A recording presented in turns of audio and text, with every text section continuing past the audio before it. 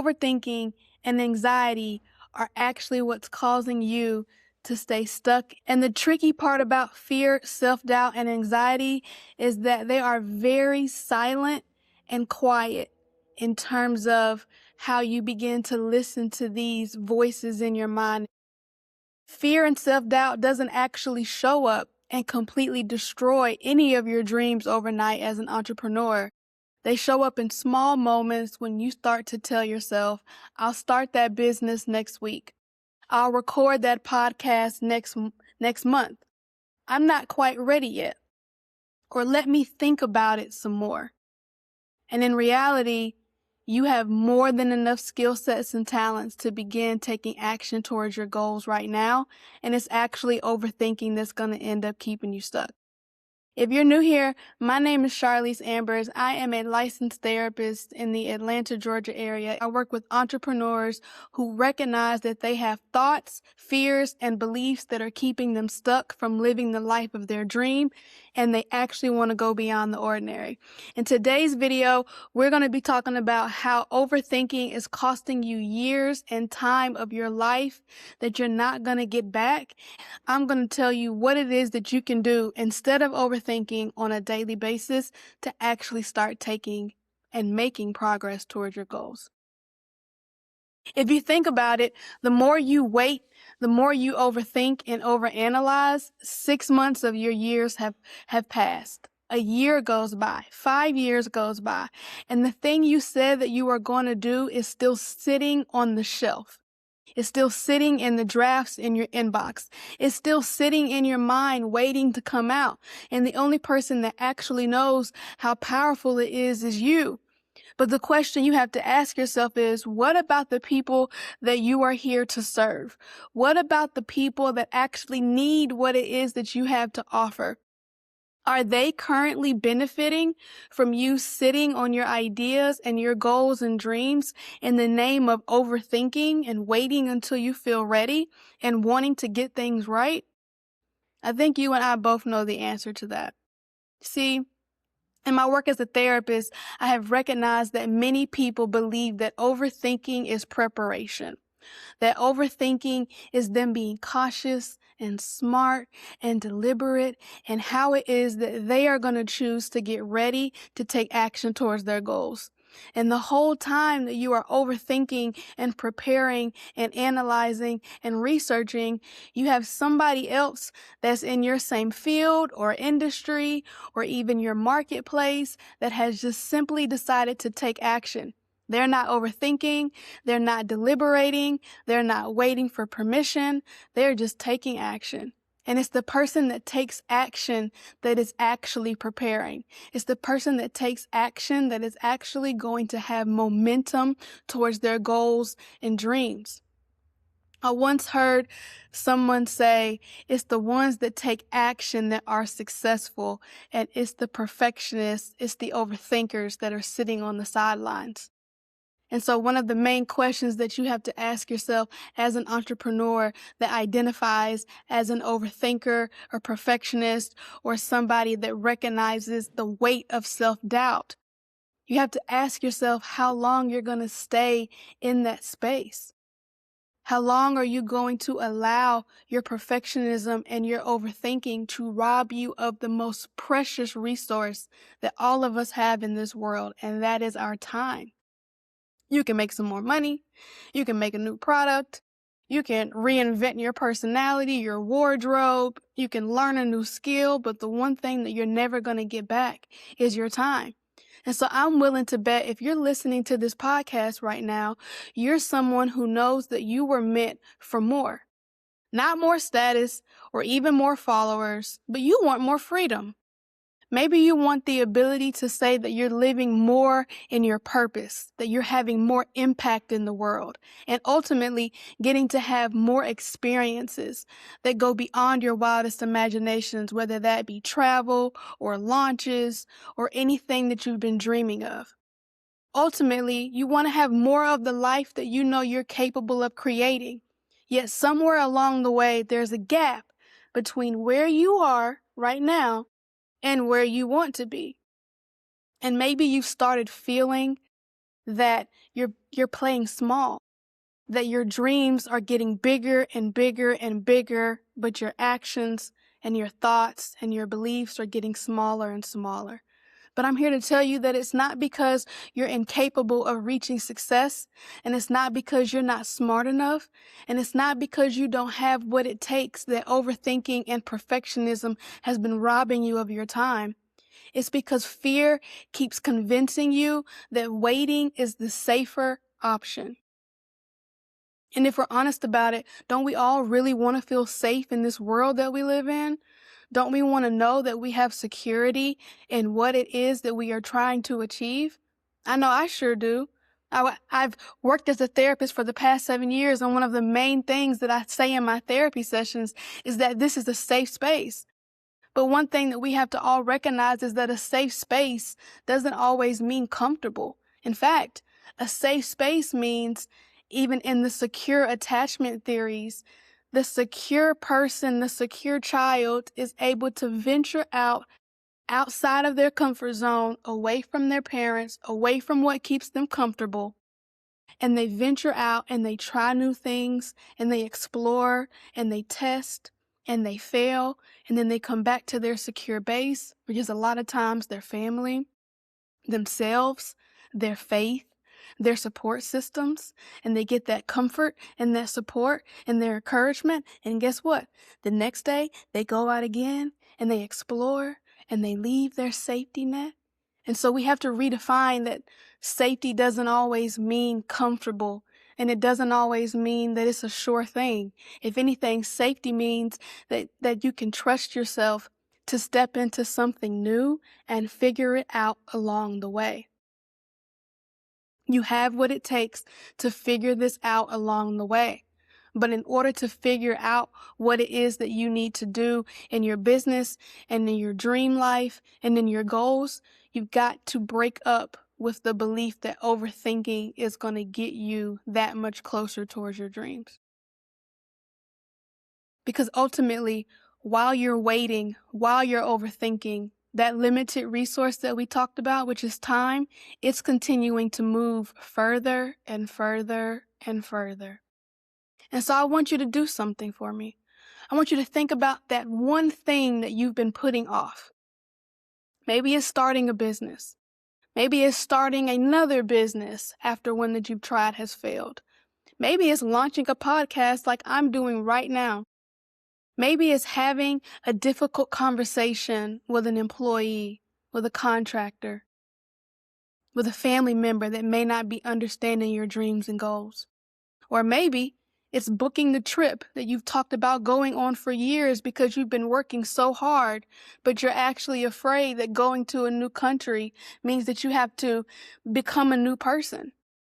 Maybe it means that you're afraid that people might judge you for trying something new. Whatever it is, you, me, and anybody that's listening right now can all recognize something that we have been putting off, in the name of perfectionism and overthinking and waiting until we feel ready. You'll know that you're waiting and giving yourself time and time and time. You'll know that you're putting something off because you begin to get this nagging feeling that you're running out of time.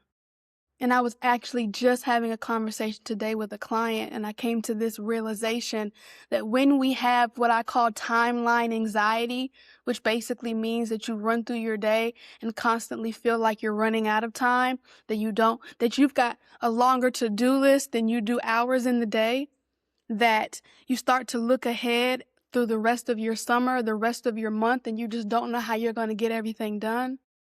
And the one thing that we all have to remember, especially those of us that are believers, is that even God said tomorrow has enough trouble of its own. Do not be anxious for tomorrow. And so one thing that we all have to realize is the challenge, the problems, the circumstances that are in front of us today is what we have capacity for. That's what you have capacity for. Not tomorrow's troubles, not next year's problems or questions. It's what it is that is right in front of you today. And if you can start to believe and take action with what it is that you want to achieve today, there are a couple things that are going to happen. The first thing is you're going to begin to develop the ability to problem solve a lot easier than maybe you have been. You won't feel so anxious about tomorrow and next year and next month. You'll begin to actually say, no, I can handle the challenge that's right in front of me in my business, in my family life, in my finances. And the second thing that will happen once you start tackling today's problem is you'll actually start making like progress. You'll actually start seeing changes happen in your day-to-day life that let you know you're on the right track. You'll learn a new skill. You'll tackle something that maybe has felt bigger than you for some time.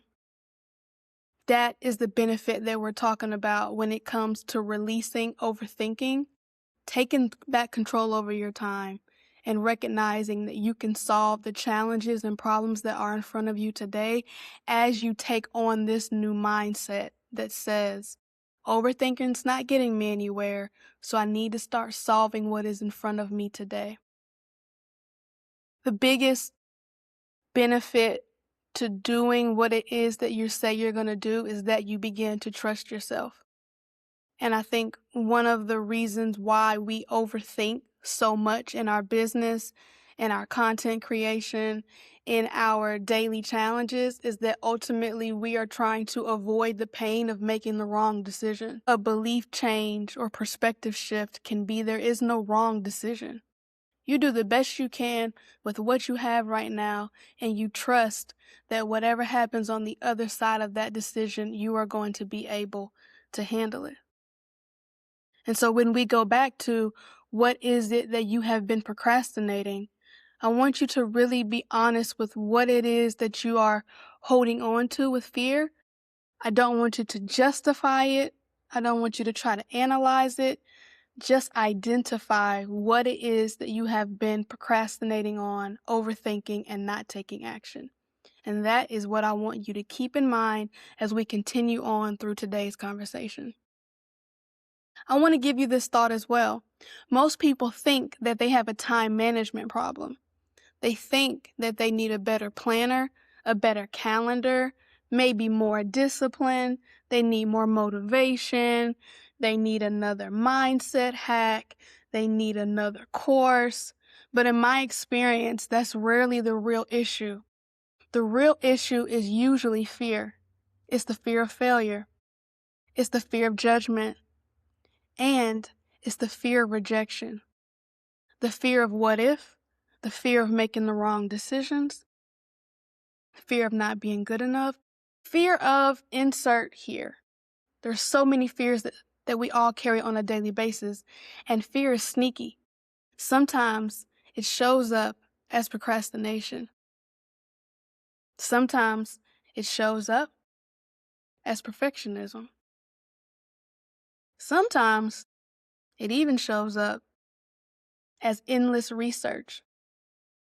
Sometimes fear sounds like, I just need a little bit more time before I can get started. I just need more information before I can take a step. But underneath all of the fear, actions, and beliefs that we just talked about is actually the same thing, which is avoidance.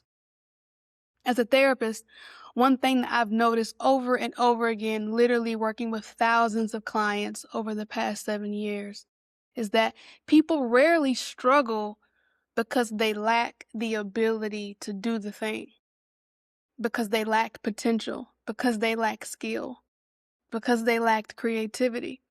Most people had far more potential than they were actually using in the moment. What they struggled with was avoidance. So many people, so many entrepreneurs spend years waiting to feel confident, as if confidence is the price of admission to your dreams. So many people wait to feel certain, wait for permission, or wait for the perfect moment. But that perfect moment never comes. You know that, and I know that. Perfectionism is simply an illusion of a perfect world without any pain, without any struggle, without any problems. And confidence definitely isn't what comes first. It's the action.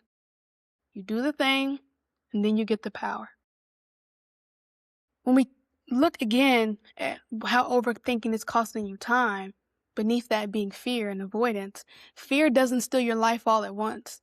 It steals your time, your creativity, and the opportunities that are in front of you, one decision at a time, one delayed conversation, one opportunity not taken, one dream pushed into the future, one more year spent waiting. It's literally like standing on a battlefield and fear steps up to the plate, ready, like that line, to begin the fight. And it would be like you saying to your troops, to yourself, to any support systems around you, this is bigger than me. I can't handle this. Let's put down our weapons. Let's stop fighting. Let's go home and let's try to wait until the fear goes away. But the fear camps out all night. The fear stays in the trenches. The fear continues to show up. That fear never goes anywhere. But what about what's on the other side of that fear? What about the opportunities that stand before you as you navigate the fear, as you confront it, as you get through it, as you get over it?